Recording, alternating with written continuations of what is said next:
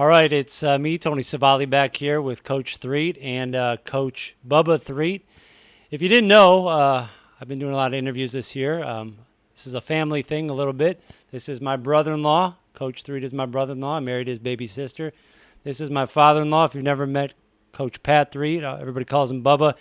Equipment manager, but so much more, does so many things for the program. And we're going to kind of share this microphone a little bit today. You guys have been coaching, or you've been coaching football, I think about 2 decades now, and your dad's had a role in that, and he's been around pretty much all year round. I want to pass this mic around and just see, how special is it to be able to work with your dad and to work with your son over the last couple decades, and especially during this cool run this past year with the Lakeview football program.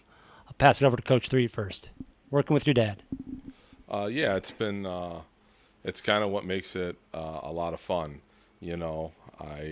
I realize that not many people get the opportunity to do this, just to be a head coach, but to have your dad by your side and be your biggest supporter. And this year my son's a freshman, so to have 3 generations here together is a very special time for me. And for Coach Bubba Threet, you've been, I've seen photos of you coaching your son in Little League, Coach Threet when he was a little guy. Now he's the coach and you're the helper. How cool has it been to be by his side as he's taking on a head coach's job? It's been nice. In 2009 when I retired, and I was kind of got involved then, and I told him, I said, I'd just love to take care of everything and let you guys coach. And pretty much what we've done for 16 years now, so really it's been good. When you talk about take care of everything, Coach, can you tell the audience what does he take care of? And we'll give you the mic here because this could take a while. Give us like at least 5 things he takes care of. Okay. Number one, every day at practice, he takes care of the water. He brings all the equipment out, our trailer with all of our pads.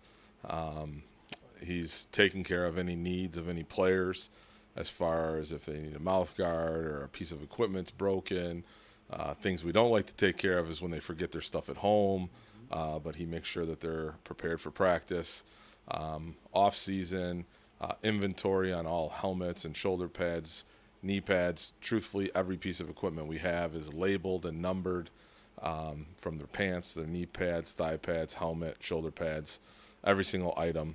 So we track who has what, and we make sure that they turn it in, and that's all his system. He also helps with all of our technology, our headphones being charged, our iPads, the list goes on and on. Towing the trailer with all the equipment to all the away games, and just making us the most organized high school football program in the country. I agree. And the mustard. And the mustard. So Friday night, you guys have been preparing. This past Friday night, you were preparing all week for your rival game at Lakeshore.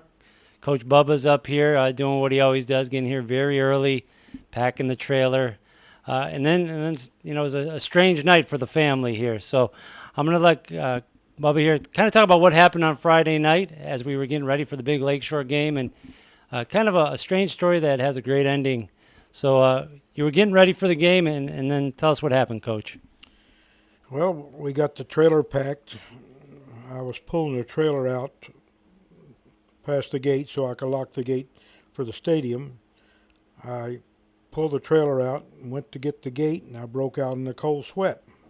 Or not a cold sweat, just a real sweat. I got real clammy. I couldn't hardly breathe.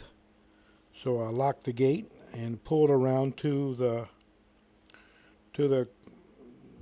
school, to the locker room, and I walked in the locker room and happened to have a couple of my players, or our players, in the locker room, and I told Keith Graham, get the trainer as soon as you can.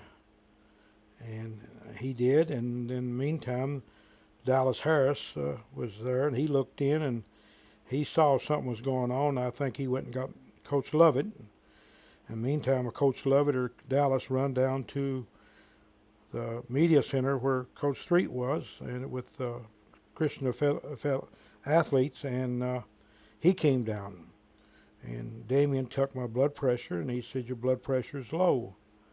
And meantime, Pat had walked in, and I told Damien, I says, he said, you need to go to the hospital. I said, well, don't call an ambulance right now, because I know something was wrong with my body. So meantime, the ambulance came real quick, and they put me on the gurney, rolled me out, and threw me in the ambulance. And Martha, my daughter, got in the ambulance with us, and they done an EKG on me. And from the time I left here, in an hour and 15 minutes, I was going into a room at St. John's Hospital.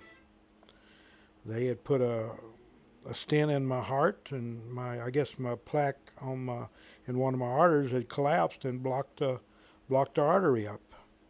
And it was such an experience with the young doctors and the people inside the hospital, what they done. And he actually let me watch him put the stent in, and said in 2 minutes you're going to feel better. And sure enough, I could just feel it going through, and I got to feeling better. And like I said, hour and 15 minutes, I was completely recovered, and I have no damage with my heart, no restrictions other than where they went in with my wrist. I've got that to Wednesday, and I'm a blessed man.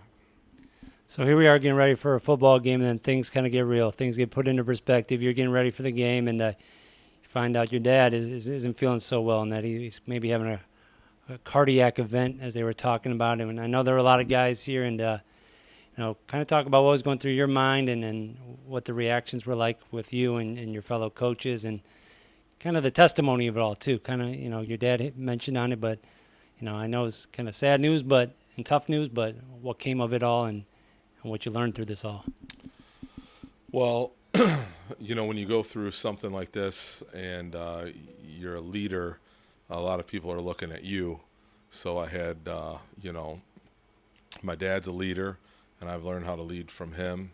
So I had people looking at me, and I was trying to be strong for them and explain, okay, this is what we're going to do, and, made sure Mom got into the car with you to get to the hospital. Martha was with Dad, and then had to take care of the kids and the coaches here, talk to the coaches, and that was good. And then went in to talk to the kids and explain what was going on, and that was tough. It kind of hit me all at once, and got emotional. And the kids came up and gave me a hug and said they loved me, and feeling the weight of 50 or 60 kids around you hugging you. And then we had moms there to feed us, and we had one of the kids' aunts was there, and she started praying out and pleading for Dad, and just claiming the name of Jesus over him, over sickness and disease, that it would not prevail over him. And when you look back at all the events, the kids being in the locker room, Damien being right outside, us being so close to the hospital, and going to a great hospital at St. John's that took care of my dad. So it was emotional. Mm-hmm. Yeah, for sure. Yeah, like you said, a lot of people kind of gathered, and you definitely were in good hands. Good hands here. You were in bigger hands. People were covering you in prayer, and you went off to the hospital. We were both able to go up to the hospital and see you within probably an hour and a half.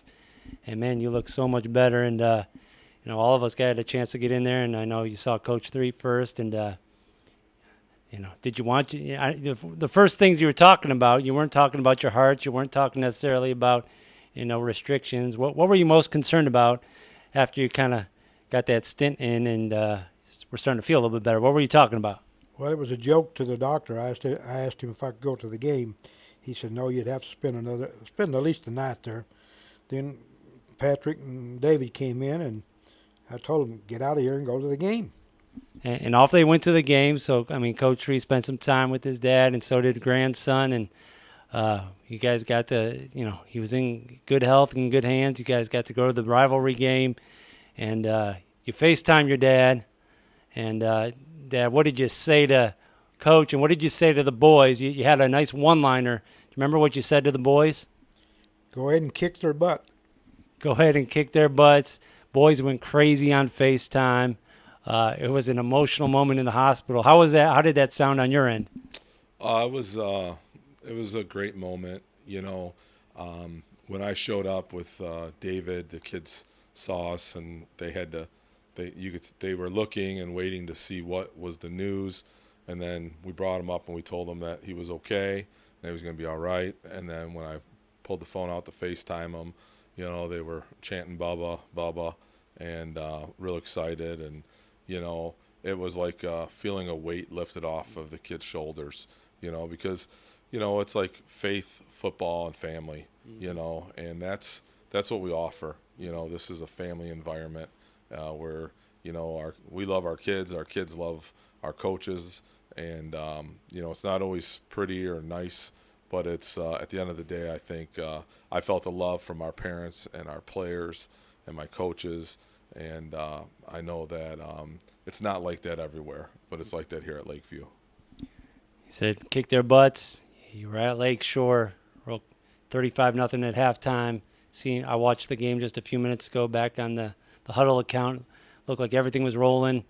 And in the final week, winning against Lakeshore put you at 7-2. What do you got to say about that Lakeshore game? It seemed like everything went right. How did it look from your point of view? It's the process of like getting better each week, and I always feel like there's two opponents. There's the other team on the other sideline, and then there's your standard. And I think that we played well, and we did what we needed to do. And I think we're chasing our personal best every week. Last question. We drew Port Huron Northern yesterday in the selection show. I thought we might have a home game, but we're going to take the drive out to Port Huron and take on Port Huron Northern on Friday night. What do you know about their program, and what are our chances here in week 1? They have a really good program. I think they've won the MAC Blue probably 5 or 6 times in a row. They've won some district titles, one over us, and they do a really good job.